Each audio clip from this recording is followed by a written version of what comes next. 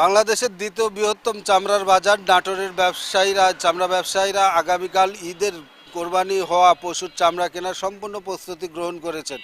সেই সারা বছরের যে চামড়া বেচা কেনা হয় সেই চামড়া বিক্রি করে গুদামগুলো কিন্তু ফাঁকা করা হয়েছে।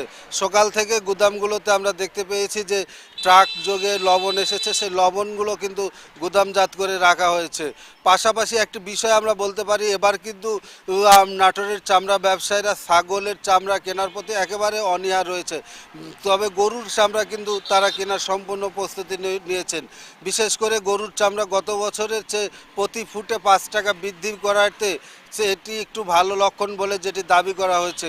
গত বছর ঈদের মৌসুমে নাটোর জেলায় প্রায় 26টি জেলার 4 লাখ গরুর চামড়া আসলেও এবার কিন্তু বেশি চামড়া আসবে বলে যেটি আশাবাদ ব্যক্ত করছে নাটোরের ব্যবসায়ীদের বক্তব্য যেটি বলছে তারা, যে চামড়ার এবার দাম বৃদ্ধি, পাশাপাশি গত 2 বছর ধরে নগদে চামড়া বিক্রি হওয়ার প্রেক্ষিতে অন্যান্য জেলার ব্যবসায়ীদের আগ্রহ বেড়েছে। এখন জন্ম সনদ দিয়ে খোলো বিকাশ স্টুডেন্ট অ্যাকাউন্ট, নিজের বিকাশ নিজে কর।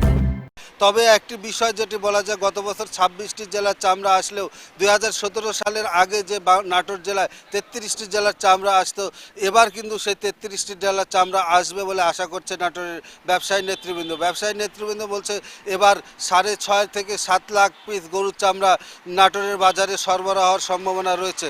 আরেকটি বিষয় যেটি আমরা বলতে পারি, আগামীকাল যে ঈদ, সেই ঈদের দিন কিন্তু যে কাঁচা চামড়া লবণজাত করার প্রক্রিয়া সেটি কিন্তু সম্পূর্ণ প্রস্তুতি গ্রহণ করা হয়েছে।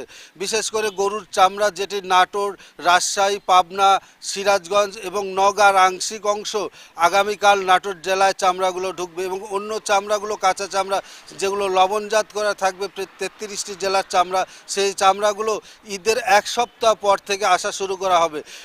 নাটোরের চামড়া বাজার প্রতি শুক্রবার হাট হলেও ঈদের 1 সপ্তাহ পর থেকে টানা 1 মাস এই চামড়ার হাট চলবে বলে চামড়া ব্যবসায়ীরা যেটুকু জানিয়েছে।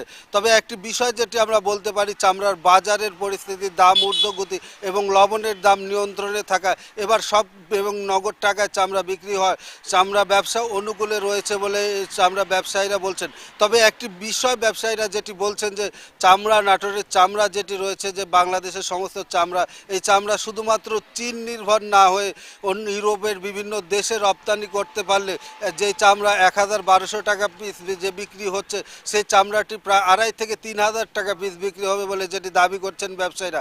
তবে সরকারের সুদৃষ্টি এবং বাইরের দেশগুলো রপ্তানি প্রক্রিয়া অব্যাহত রাখতে পারলে চামড়ার আবার সুদিন ফিরে আসবে বলে যেটি দাবি করছেন ব্যবসায়ীরা। তো এই ছিল আমার কাছে নাটোরের চামড়া বাজারের সর্বশেষ পরিস্থিতি।